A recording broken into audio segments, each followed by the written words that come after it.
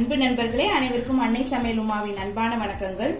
இன்னைக்கு அன்னை சமையல்ல பார்க்க போறது ஆனியன் கேப்சிகம் புலாவ்.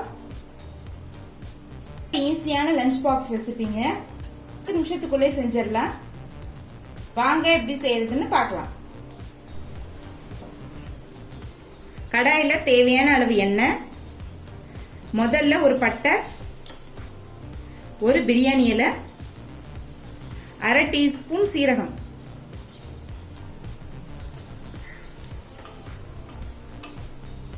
அடுத்து 2 பெரிய வெங்காயம் சேர்த்துக்கலாம்.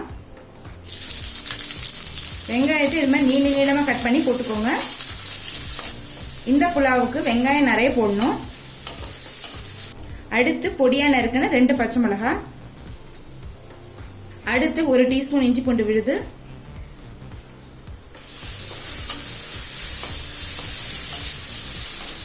தேவையான அளவு உப்பு. இந்த புலாவுக்கு தக்காளி தேவையில்லைங்க, நீங்க விருப்பப்பட்டீங்கன்னா கொஞ்சமா சேர்த்துக்கலாம். இப்ப பாருங்க வெங்காயம் நல்லா வதங்கிடுச்சு. இப்ப அடுத்து 1/2 டீஸ்பூன் மிளகாத்தூள் சேர்த்துக்கலாங்க. நம்ம காரத்துக்கு ஏற்கனவே 2 பச்சை மிளகாய் சேர்த்திருக்கோம், அதனால இப்ப கொஞ்சமா தான் சேர்க்கிறேன். மிளகாத்தூள் வாசனை போக நல்லா வதக்கிக்கலாங்க. இப்ப மிளகாத்தூள் வாசனை போக நல்லா வதக்கியாச்சு. அடுத்து 1/4 கப் குடமிளகாய் சேர்த்துக்கலாம்.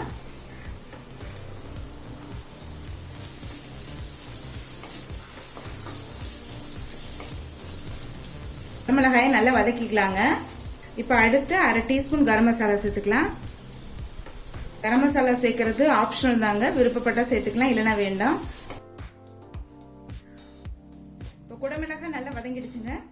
ஒரு 2 நிமிஷம் ஸ்லோல வச்சிட்டீங்கன்னா போதும், குடமிளகாய் நல்லா வெந்துடும். நான் 2 கப் சாத்து சேர்த்துக்கிறேன். பாஸ்மதி அரிசி யூஸ் பண்றேன், நீங்க விருப்பப்பட்டீங்கன்னா எந்த அரிசி வேணா போட்டுக்கலாம்.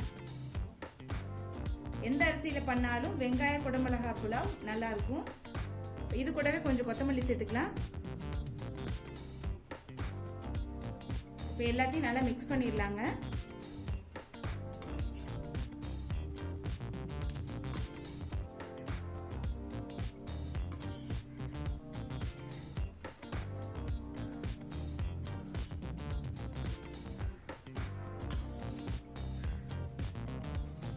இறக்க போறதுக்கு முன்னாடி கொஞ்சமா நெய் சேர்த்துக்கலாங்க.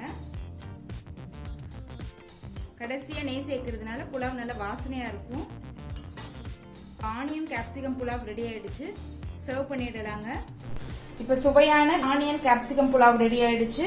ரெசிபியை ட்ரை பண்ணி பாருங்க, கண்டிப்பா உங்களுக்கே பிடிக்கும். ரெசிபி பிடிச்சிருந்ததுன்னா வீடியோவை லைக் பண்ணுங்க, கமெண்ட் பண்ணுங்க, ஷேர் பண்ணுங்க. இது வரைக்கும் அன்னை சமையல் சேனலை சப்ஸ்கிரைப் பண்ணலன்னா சப்ஸ்கிரைப் பண்ணுங்க. தேங்க்யூ.